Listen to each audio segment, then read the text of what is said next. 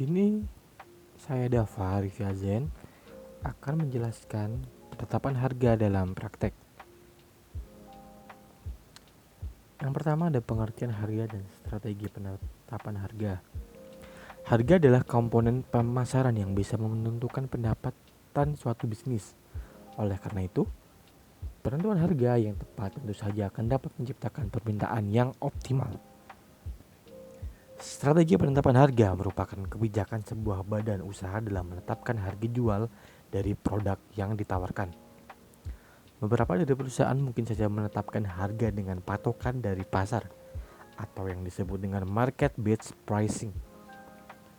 Perusahaan lain juga mungkin lebih mempertimbangkan dari segi biaya produksi yang disebut cost-based pricing. Selanjutnya ada sudut pandang permintaan dan penawaran. Yang pertama ada sudut pandang permintaan. Penentuan harga produk akan mempengaruhi jumlah produk yang diminta oleh masyarakat. Semakin tinggi harga suatu produk, maka masyarakat cenderung enggan membeli produk tersebut. Yang kedua ada sudut pandang penawaran. Penentuan harga produk akan mempengaruhi jumlah produk yang ditawarkan oleh perusahaan. Selanjutnya ada tujuan penetapan harga. Ada 5 di sini tujuannya. Yang pertama ada untuk bertahan hidup. Yang kedua memaksimalkan laba. Yang ketiga memperbesar market share. Yang keempat mutu produk. Dan yang kelima ada karena pesaing. Untuk slide selanjutnya akan dijelaskan oleh rekan saya yang bernama Mas Ardito. Mas Ardito, dipersilahkan. Terima kasih Mas Dava. Metode penetapan harga. Yang pertama yaitu ada marginalis pricing pada ketidakpastian. Yang kedua yaitu markup pricing. Yang ketiga rule of thumb pricing. Dan yang terakhir yaitu penetapan harga dalam pasar yang mapan. Penetapan harga produk mempengaruhi pendapatan total dan biaya total perusahaan, yang pada akhirnya akan mempengaruhi laba perusahaan. Berikut akan ditampilkan yaitu wawancara dengan pemilik usaha rumah tangga tentang penetapan harga. Selamat menonton. Assalamualaikum warahmatullahi wabarakatuh. Sebelumnya kami mahasiswa dari Istima Ardika Surabaya akan melakukan izin wawancara untuk memenuhi tugas ekonomi manajerial dengan topik wawancara penetapan harga dalam praktek. Sebelumnya izin memperkenalkan diri dengan Ibu siapa? Dengan Ibu Khairia. Ya. Usahanya ini apa, Bu? Kalau nama usahanya Virgo Barokapu. Ya, produknya ada ini lapeye, itu kayak ikat kecil dengan brand lapeye. Ya. Sejak kapan usaha ini dimulai? Kalau usaha sih sudah mulai 2011, itu masih kayak yang tradisional yang lebar-lebar itu.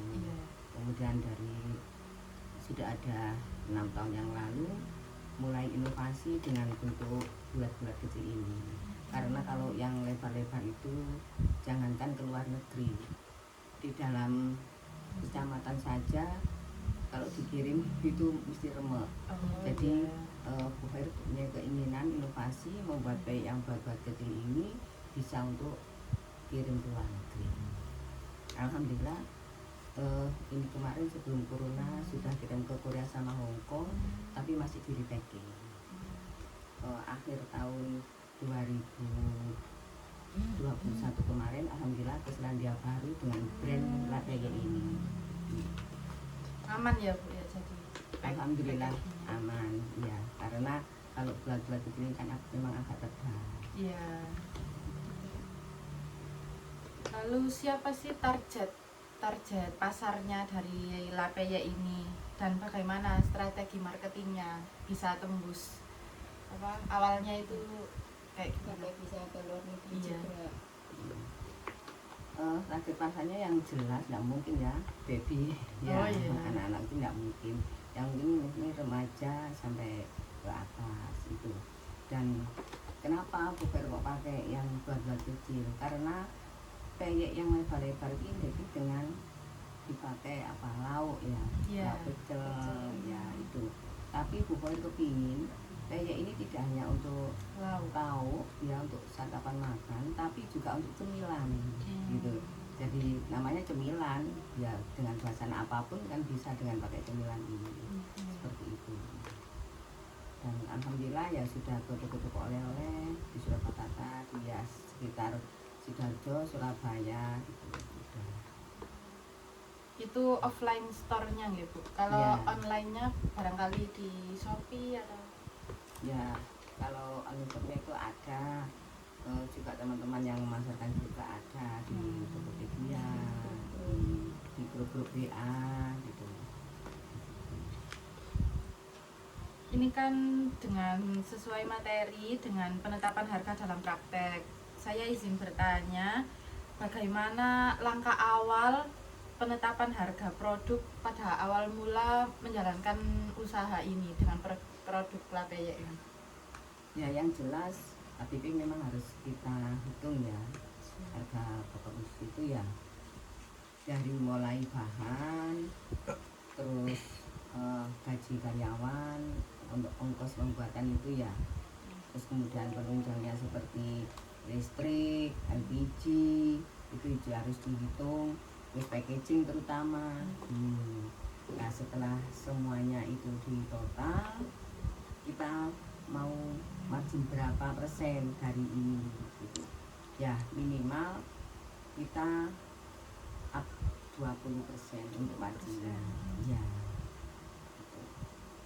Jadi apa ya, modal usahanya berapa, lalu menginginkan laba berapa, nanti ada target tersendiri nggak sih, misalkan 1 bulan harus laku berapa gitu? Ya memang sebenarnya harus ada seperti itu ya, tapi karena memang usaha pokok itu tidak hanya di lapeyek saja, juga makanan yang lainnya.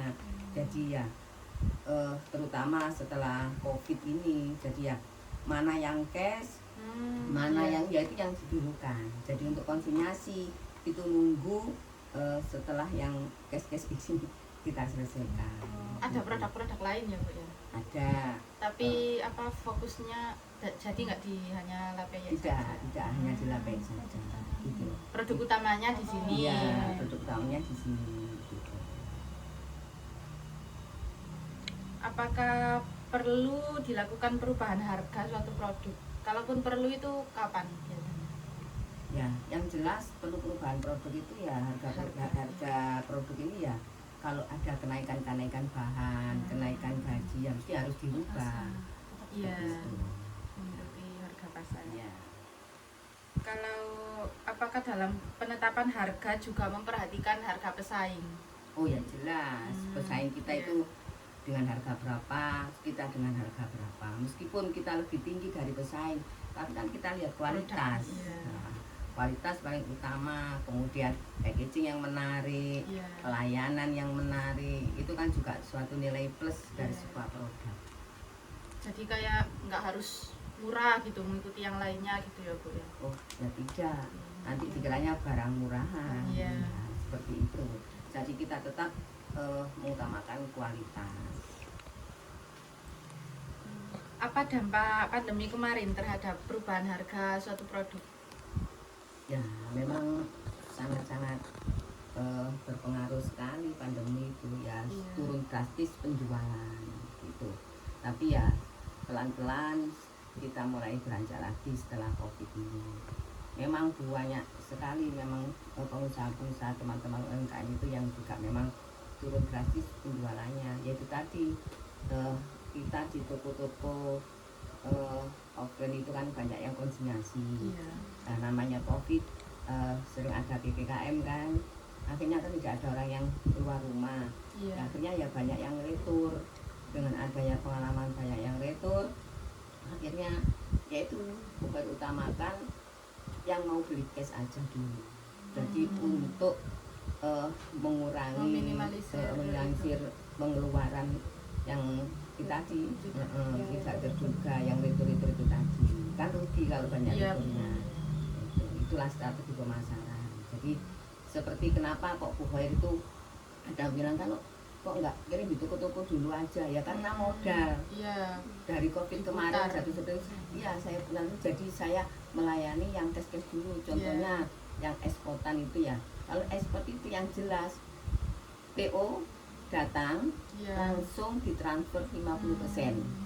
Barang jadi belum sampai masuk kontainer, masih di jalan, ini sudah saya WA langsung dilunasi, tengah jalan pun sudah ditransfer dilunasi.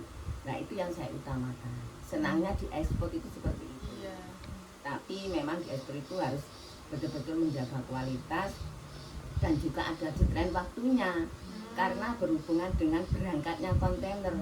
Karena di satu kontainer itu tidak hanya produknya Bu Khair aja, kan juga banyak produk yang lain. Nah itulah, kalau memang sudah berani ekspor ya harus berani dengan deadline waktu seperti itu. Lalu untuk tahap kedepannya ini, apakah ada inovasi-inovasi untuk memajukan usahanya itu?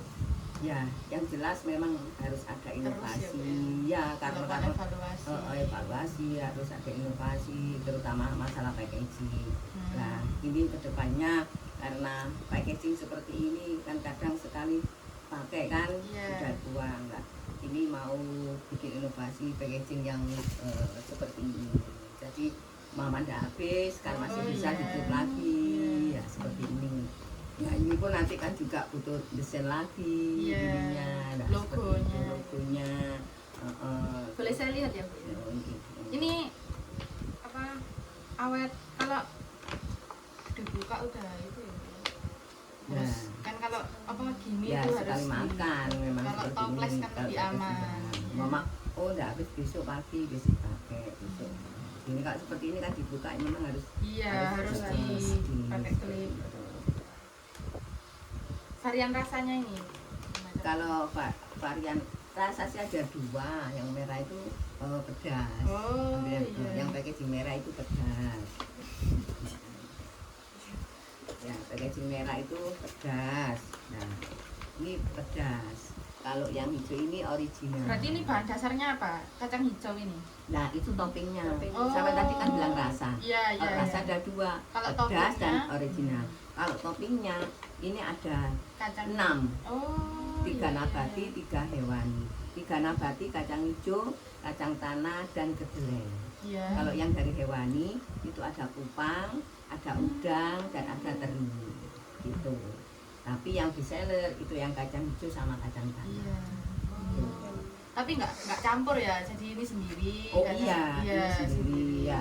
Satu packaging ini ya kacang hijau dengan gambarnya. Seperti itu.